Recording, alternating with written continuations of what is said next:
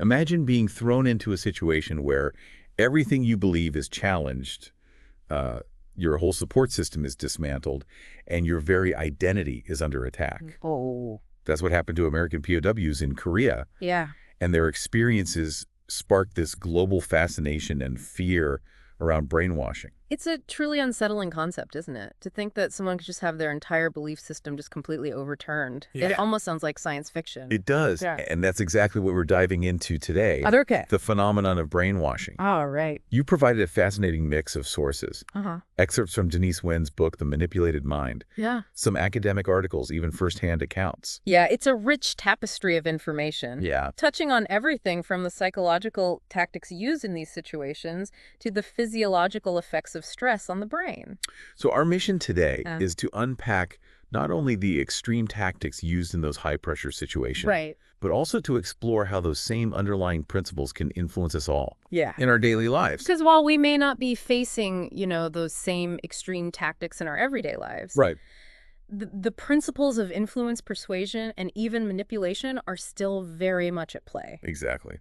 So get ready to examine your own unquestioned beliefs. Oh. Let's start by going back to the Korean War, Okay. a time of intense global conflict, and apparently a time when this whole idea of brainwashing exploded in the public consciousness. Yeah, that's right. It was a period of just immense anxiety. Yeah. And this fear of brainwashing offered a simple, albeit terrifying, explanation for what many saw as inexplicable behavior. Because American POWs were seemingly collaborating with the enemy. Right. In record numbers, up to 70%, according to some reports. Yeah. So no wonder people were looking for answers. Exactly. And this is where Edward Hunter enters the picture. Okay. Hunter was a CIA employee who coined the term brainwashing, a rather sensationalized translation of the Chinese term "xi nao," which actually means to cleanse the mind. So from the very beginning, this idea was presented in a very dramatic, almost alarmist light. It certainly captured the public imagination, and this fear, Yeah. this idea of brainwashing as this all-powerful, mysterious force that could control people's minds really took hold. But was there any scientific basis to this fear? Well, that's where things get interesting, because brainwashing isn't actually a universally accepted scientific term. Right. Robert Lifton, a psychiatrist who studied thought reform, even warned against this in his book Thought Reform and the Psychology of Totalism. Okay. He said that this image of brainwashing as some kind of irresistible force is misleading and fuels fear, preventing us from really understanding what's happening. Okay, so let's unpack this. Okay. If brainwashing isn't a real scientific term, Yeah. then what are we actually talking about here? What was really going on in those POW camps? That's what we're going to break down. While the term itself might be debatable, the processes it describes are very real. We're going to look at the tactics used, the psychological impact, and even the physiological effects of stress on the brain. So let's go inside those Korean POW camps. Okay. What was it like for those soldiers? Yeah. Were they subjected to constant torture and brutality? It varied, of course. Yeah. But the work of Edgar Schein gives us some valuable insights. Okay. Schein was an MIT psychologist who interviewed American POWs after they were repatriated in 1953. Okay. He published his findings in a 1956 article in Psychiatry, and what he discovered is fascinating. What stood out to you from his work? Well, Schein found that the Chinese tactics were often quite different from the North Koreans. Okay. While the North Koreans relied more heavily on brutality, the Chinese employed a more subtle approach, often welcoming the captives with warmth and even congratulations for being liberated. That's surprising. Yeah. So a tactic of disarming them with kindness. Exactly. But don't be fooled. The psychological pressure was immense. Schein identified a systematic combination of techniques that the Chinese used. Things like group discussion, self-criticism, forced confessions, propaganda information, control rewards, and punishments. So it was a very calculated, multi-pronged approach to break down their resistance. Yeah. Can you give us some specific examples of what the soldiers went through? Absolutely. They endured long marches with very little food, forcing them to compete with each other for survival. Schein points out that this immediately undermined their group cohesion. Then, in the camps, they were separated by race and rank, further disrupting any established group structure. Religious expression was suppressed, and mail from home was often withheld, creating a sense of isolation and despair. So a deliberate attempt to isolate them and make them question their existing support systems. Yes. Classic divide and conquer tactics. Right. And remember, all of this was happening under constant verbal pressure, with the Chinese undermining their beliefs and values at every turn. It sounds incredibly difficult to withstand. It was. And to make matters worse, the Chinese were very skilled at using indirect methods of persuasion. For example, they would interrogate prisoners for weeks on end about American military techniques using intense psychological pressure to wear them down. I can't imagine the mental toll that must have taken. But how effective were these interrogations?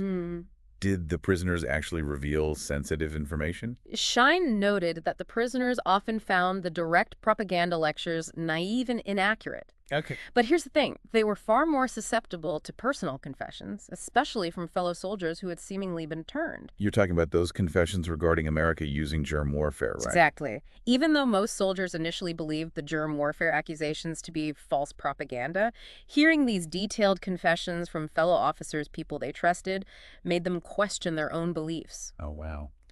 This is a powerful example of how personal testimony can be far more persuasive than abstract arguments. It really makes you think about how much our own beliefs are shaped by the stories we hear. The people we trust. That's a crucial point. We'll come back to that later, but for now let's stick with those POWs because the psychological pressure wasn't the only factor at play here. Right. We can't forget about the brutal physical conditions they faced. Exactly. And that's where the work of Dr. Lawrence Hinkle Jr. and Harold Wolff comes in.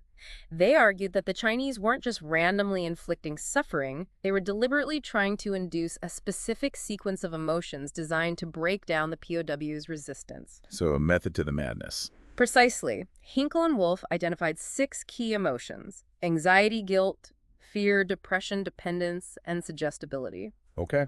They argued that the Chinese aimed to create these emotions in a specific order, ultimately leading to a state of psychological collapse. That's chilling. How did they go about doing this? Well, Wolff outlined 8 methods in his book War on the Mind. Some are quite striking. For example, they would enforce trivial demands like constantly making the prisoners rewrite their confessions or meticulously clean their quarters.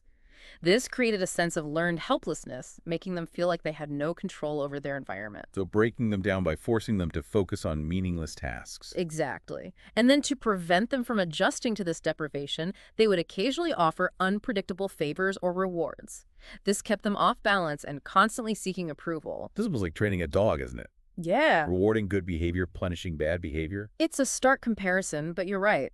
The Chinese also used degradation and humiliation tactics, denying them basic hygiene, forcing them to wear rags, and constantly insulting them. This made resistance seem pointless and eroded their sense of self-worth. This is just awful. Yeah. But it's important to understand how these tactics worked. Absolutely. And this is where the physiological impact of stress comes. In Hinkle's work, explain how physical stresses like dehydration, sleep deprivation, and constant tension actually cause brain function to deteriorate. So the physical stress directly impacted their mental state. Exactly. Hinkle described a condition called brain syndrome, which had a subtle onset but profoundly affected judgment. In this state, even absurd explanations could start to seem acceptable. That's incredible and frightening. It is. And here's the key takeaway. We all experience stress, and understanding these physiological effects can help us see how vulnerable we can become in certain situations. That's a sobering thought. But we're just scratching the surface here, aren't we? Yeah. There's so much more to this idea of brainwashing. You're absolutely right. We still need to explore the power of conditioning the role of unconscious drives and the compelling allure of confession. And that's where we'll pick up in part 2. Welcome back to our deep dive into brainwashing. In the last part, we left off talking about the physiological effects of stress and how even physical deprivation can make us more susceptible to influence. It's a fascinating and somewhat disturbing area of study, isn't it? How our own bodies can, in a sense, betray us, Yeah. making us vulnerable to manipulation. Right? It's like our mental defenses are weakened when we're under extreme stress. Yeah. But there's another layer to this, isn't there? This idea of conditioning and how our unconscious drives can be exploited. Absolutely. And that's where the work of Joost Meerloo comes in. Yeah. He was a Dutch psychiatrist who coined the term menticide, which he described as more than just basic conditioning. It's about a taming of the nervous system itself. Menticide. It sounds almost more sinister than brainwashing, doesn't it? This idea of fundamentally altering someone's mind. Meerloo argued that the Chinese were masters of this, building upon the findings of Ivan Pavlov, Oh, yes. the Russian physiologist famous for his work on conditioned reflexes in dogs.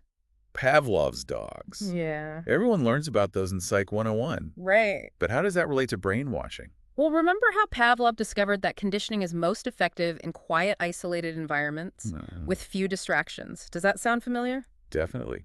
We talk about how the Chinese isolate the POWs, separating them from their comrades and familiar support systems. Right. Mirlu argued that this isolation created the perfect conditions for conditioning to take hold. He also pointed out that Pavlov discovered that rewards and punishments needed to be tailored to individual personality based on their past conditioning. So what works for one person might not work for another. You can't just use a one-size-fits-all approach. Exactly. It requires a deep understanding of the individual's psychology. Yep. And Mirlu also highlighted the role of boredom Okay. in breaking down prior conditioning. When we're bored, our minds crave stimulation, making us more receptive to new ideas, new influences, even from unexpected sources. It's like a blank slate waiting to be written on, and in that state of mental emptiness, we become more vulnerable. Precisely. And Mirlu even identified the power of subtle cues, like tone of voice, in shaping behavior. This was a precursor to the study of linguistics and indoctrination, where the way something is said can be as important as what is said. It's almost like they were hacking into the POW's subconscious minds, using these subtle cues to plant suggestions without them even realizing it. That's a good way to put it. And here's a key point. Mirlu argued that even our basic human needs, like the need for companionship, can be exploited. Oh, wow. When we're isolated and desperate for connection, we become more vulnerable to influence. That's a powerful insight. Think about times you've felt lonely or isolated in your own life. How might those feelings have influenced your choices? Exactly. And Mirlu also described how victims of menticide can turn against themselves, further weakening their resistance. They start to doubt their own memories, their own perceptions, making them even more reliant on the manipulator's version of reality. It's a vicious cycle. The more they doubt themselves, the more they come to rely on the manipulator's narrative. Precisely. And this internal struggle, this battle between one's own instincts and the external pressure to conform, is really at the heart of the brainwashing process. So it's not just about some external force controlling our minds, but about how those forces interact with our own internal vulnerabilities. You've got it. And to understand that interplay even further, we need to talk about thought reform and the allure of confession. Okay, let's dive into thought reform. This is where Robert Lifton's work comes in, right? Yes, Lifton, as you know, conducted extensive interviews with both Westerners and Chinese who had undergone what he called thought reform in China. Okay. His book, Thought Reform and the Psychology of Totalism, offers a detailed look at this process. And what's fascinating is that Lifton didn't just focus on the tactics used by the reformers. Right. He really delved into the psychological journey of the individual being subjected to this process. He did. And to illustrate this journey, he highlights the experiences of two individuals. Dr. Charles Vincent, a French doctor who lived in China for years before being accused of espionage, and Father Luca, a Catholic priest. Both men who were deeply committed to their beliefs, their identities. Exactly. And yet both men were eventually broken down and forced to confess to crimes they didn't commit. So how did this happen? What were the steps involved in this thought reform? Lifton identified an 8-step process. Oh, okay. It begins with an assault on identity. Vincent was told he wasn't a real doctor, and Father Luca was told he wasn't a genuine priest. So right from the start, they're being stripped of their core sense of self. Exactly. And then comes the guilt. Both men were bombarded with accusations, constantly being told they were wrong, sinful, even evil. This relentless assault created a pervasive atmosphere of guilt, making them question their own actions and motivations. It's almost like a form of gaslighting, isn't it? Yeah. Making them doubt their own sanity, their own perception of reality. It's a very apt comparison. And then comes the self-betrayal. They're forced to denounce their friends and colleagues, Right. which further increases their guilt and shame. And not only that, but by denouncing those they care about, they're essentially denouncing their past selves, their previous lives. Yeah. It's like they're being forced to erase their own history. Precisely. And this leads to the breaking point. The combination of guilt, shame, and self-betrayal creates an overwhelming sense of alienation and despair. Right. They start to fear total annihilation, both psychological and physical. It's like their whole world is crumbling around them. Yeah. And they're completely alone. And just when they're at their most vulnerable, the reformers offer a sliver of hope leniency, a brief respite from the interrogation, a kind word, a small gesture of compassion. Creating a sense of gratitude, a desperate desire to avoid further punishment. Exactly. And this sets the stage for the compulsion to confess. Confession becomes a way to escape the unbearable guilt and regain a sense of control, a sense of identity. It's like they're grasping at any lifeline, even if it means admitting to something they didn't do. Exactly. And once they confess, they're led down a path of re-education where their guilt is channeled into a new belief system, a new way of seeing the world. So confession is not the end goal. It's just the beginning of a whole new process of indoctrination. Precisely. Lifton also noted that certain personality traits made individuals more susceptible to thought reform. Like what? He found that people with a strong negative identity, those who already felt bad about themselves, were more likely to be swayed. Okay. Also, people who were highly susceptible to guilt and those who had a tendency toward identity confusion. So people who were already struggling with their sense of self were more vulnerable to this kind of manipulation. Exactly. And he also found that people with all-or-nothing emotional patterns were more easily influenced. They tended to see the world in black and white, good versus evil with no shades of gray. Which makes sense. If you can convince someone that their entire worldview is wrong, then you can offer them a new one that seems completely certain. That's a great way to put it. And it highlights a key point, thought reform. Like, brainwashing isn't just about brute force. It's about exploiting existing vulnerabilities, both psychological and emotional. We're seeing a pattern here. Stress, conditioning, the need for connection, all these factors can make us more susceptible to influence. Absolutely. But here's where it gets even more interesting. Because while Lichtenstein and Mierlu all emphasize the psychological and social aspects of brainwashing, another psychiatrist, William Sargant, took a more controversial approach. He believed that the key to understanding sudden conversions, whether religious or political, was purely physiological. So let's talk about Sargant.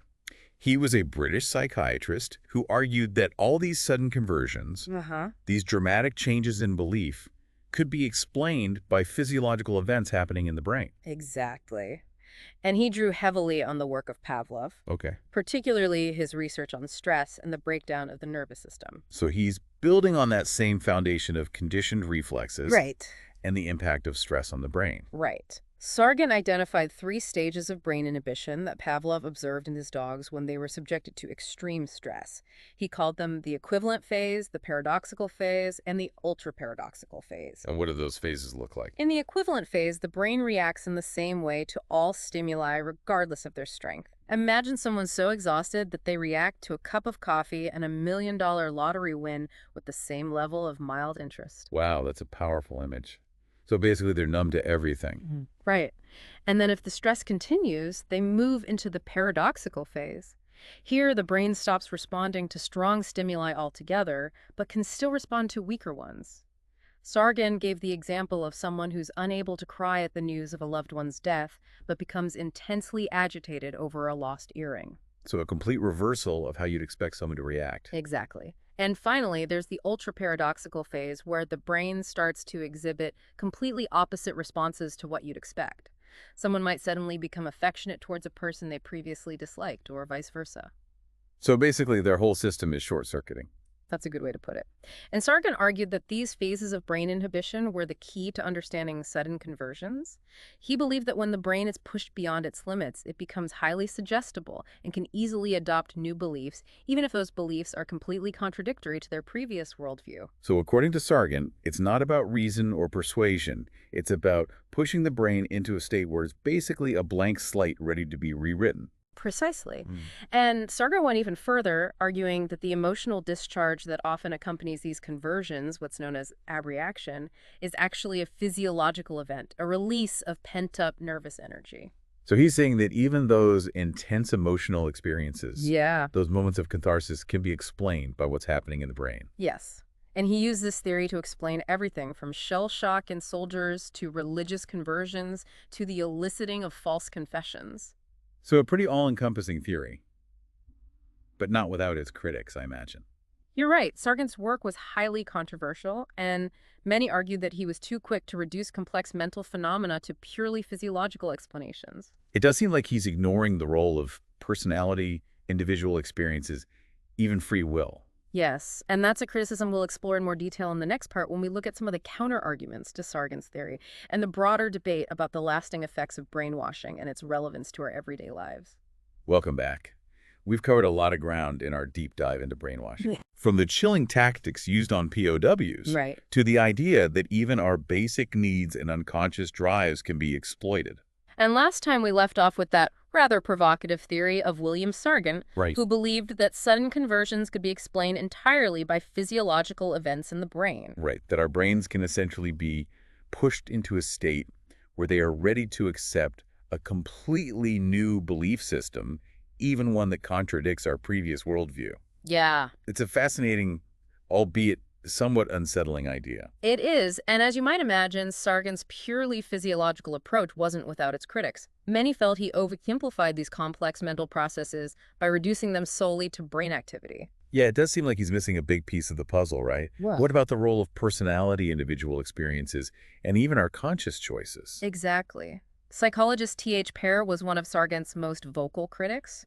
He argued that you can't just focus on the mechanics of the brain, you have to consider the whole person.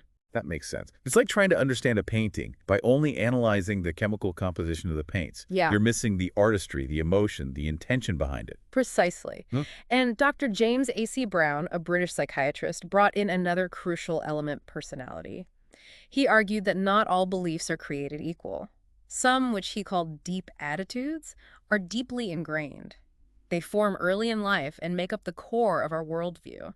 These are much harder to change. So they're like the roots of a tree, Exactly. whereas other beliefs are more like leaves changing with the seasons and susceptible to outside influence. Right. Brown called these less entrenched attitudes or opinions. Okay. So even when someone undergoes a dramatic conversion, it might be more of a shift in those surface-level opinions rather than a true upheaval of their deep-seated values. So someone might outwardly conform to a new belief system, but internally their core values could remain unchanged. It makes you wonder about the long-term effects of something like brainwashing. If those POWs eventually renounced communism after returning home, did the experience truly reshape them, or was it more of a temporary adaptation? That's a complex question, and there's no easy answer. Lifton, in his interviews with thought reform survivors, found that many struggled to readjust even after leaving that coercive environment. The pull of those ingrained beliefs, even if consciously rejected, could linger like a shadow. It's almost like a phantom limb, isn't it?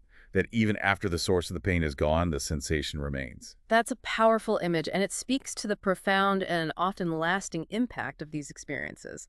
But so far, we've been focusing on these extreme cases, these intense pressure cooker environments. What about the everyday, the subtle ways our beliefs are shaped and influenced in our normal lives? Right. It's not like most of us have Chinese interrogators lurking around every corner. True, but don't underestimate the power of everyday influence. Remember Hans Tag and his thoughts on childhood indoctrination? He argued that we're particularly vulnerable as children. Our perceptions are limited, we're dependent on our caregivers, we have restricted access to information, and we naturally identify with our parents' beliefs. It's like our worldview is handed to us on a silver platter, and we don't even question it. Exactly. And even if we rebel as we get older, Touch argued that the socialization process often reinforces those early beliefs. We tend to gravitate toward people who share similar worldviews, creating an echo chamber that confirms our existing biases. So you might think you're being independent and forming your own opinion, Yeah. but really you're just surrounded by people who already agree with you. That's the danger of the echo chamber. Right. And then there's the concept of perceptual set, this tendency we all have to notice and absorb information that confirms our existing beliefs, Right. while filtering out anything that contradicts them. It's like we're wearing these invisible blinders that prevent us from seeing the full picture. Exactly. Think about those times you bought a new car and suddenly started seeing that same make and model everywhere. Or when you learn a new word and start hearing it in every conversation. It's not that these things suddenly became more prevalent, it's that your brain is now primed to notice them. It's a bit unsettling to think about, isn't it? That even without someone actively trying to brainwash us, we might be unconsciously doing it to ourselves in a way. It is, but the good news is that being aware of these tendencies is the first step towards counteracting them. So it's not about living in fear of brainwashing, but about taking ownership of our own beliefs, Yeah. understanding where they come from and constantly challenging them. Exactly. And that's what this deep dive has really been about. Cultivating a critical mind, a curious spirit, and a willingness to examine those unquestioned beliefs. Because you never know what you might discover about yourself and the world around you when you start asking those tough questions. That's the beauty of intellectual exploration. It's a lifelong journey. And the more we understand about how our minds work, the more empowered we become to shape our own beliefs and make conscious choices about the information we allow to influence us. So to wrap things up, the next time you encounter a strongly held belief, yours or someone else's, take a moment to pause and ask yourself, where did this come from? What evidence supports it? And how does it serve me? It's a question worth pondering.